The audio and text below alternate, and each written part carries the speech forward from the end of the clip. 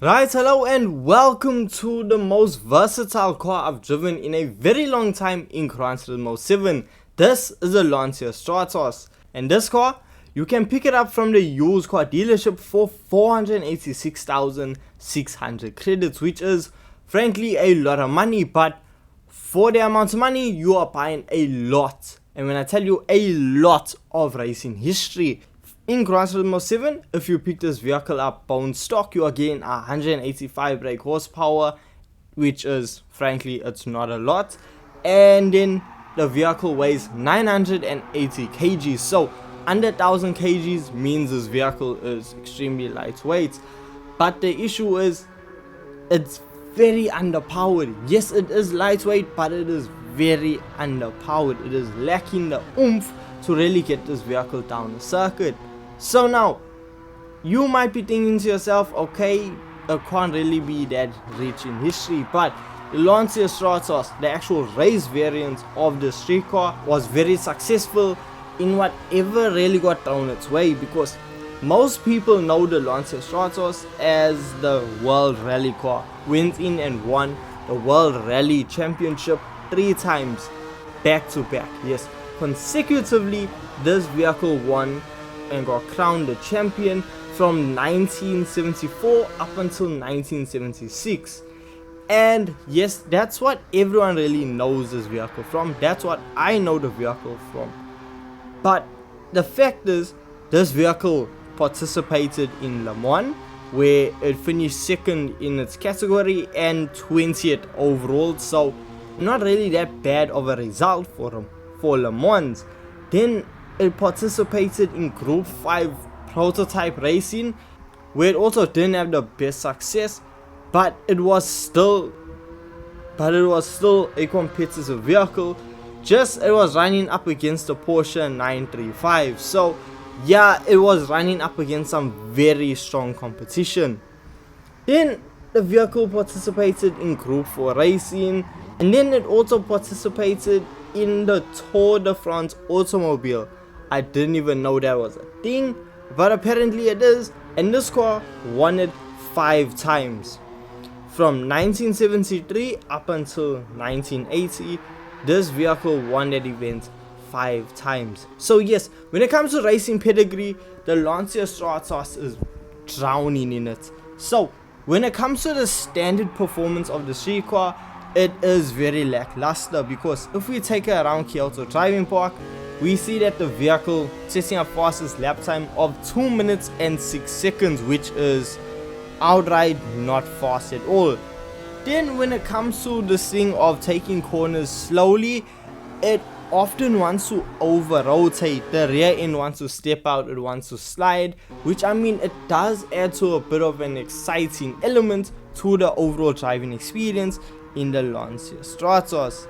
Now when it comes to going down a straight line, yeah, you aren't pushing really high top speeds, but when it comes to cornering, that's really where the car is extremely lively, and that is where you are gonna really enjoy it the most.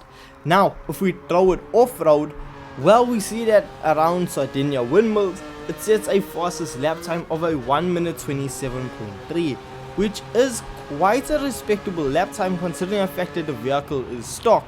So we can see that if you are wanting to really experience the Lancia Stratos in its elements, you need to take it off-road, because just the chuckability of this vehicle when going through corners and the way it handles bumps overall, you can see it was designed with handling those type of bumps.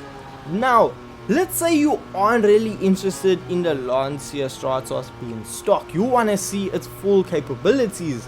Well, if you head on over to a tuning shop and spend quite a bit of money, you are going to be able to upgrade the performance of the Lancia Stratos and take the power from 185 brake horsepower up to 376 brake horsepower, and somehow you're still able to remove more weight out of the Lancia Stratos and bring the weight down from 980 kgs to 842.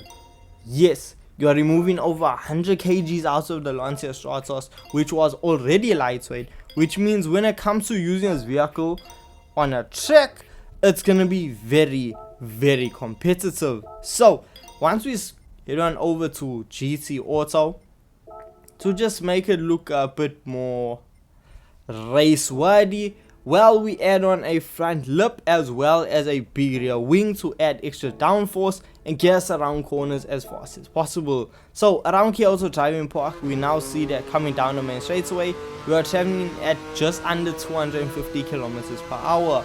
But the thing is, with the added downforce and the way we set the vehicle up, you're able to really take corners aggressively and not really stress with, okay, the vehicle is a bit uncontrollable or the rear end wants to step out. What I actually did notice was, from time to time, the vehicle actually had more understeer than oversteer. So that is something that can just be adjusted with tuning, but we're gonna have to take it from there. So overall, the vehicle was setting lap times around the 1 minute 37.4 second mark, which was a big improvement over standard, seeing almost a 30-second improvement overall. So Lancia Stratos, yes, it did have a big improvement now when it came to its on-road capabilities, but if we take it off-road, this is where I think it begins to shine.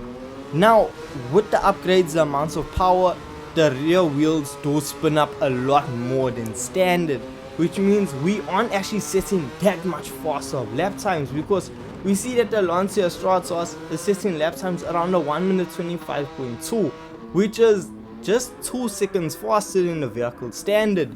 So some people may not see it worth it to fully upgrade the vehicle, whereas you're just saving 2 seconds. But when I tell you, just the overall performance, the handling of the Lancia Stratos off-road will get your blood pumping, it will get your adrenaline rushing. It is such a fantastic vehicle because yes, it can eat up corners on road and off road. It's just such a fun vehicle, and with it being backed with years of racing history, yes, it is a bit of an expensive vehicle to own, but it is one that you won't regret. The thing is, for me, I would have expected the Lancia Stratos to be in the legendary dealership, but apparently not. I don't know how this car could have been more legendary than this. I don't know, but what I would like to see come to a game is the actual race variants of the Lancia Stratos. Bring us the official rally car for this vehicle instead of just giving us the production version.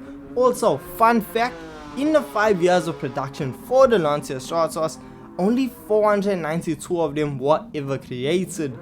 So it is rare, it has loads of history, so I can see why this vehicle is priced at 486,600 credits. So in my opinion, I think the Lancia Stratos is well worth it, and if you have the opportunity to grab this vehicle up, you better take it. So with that being said, I want to hear your thoughts of the Lancia Stratos in the comment section. Thank you so much for watching, thank you so much for your time, and I'll see you guys in the next one.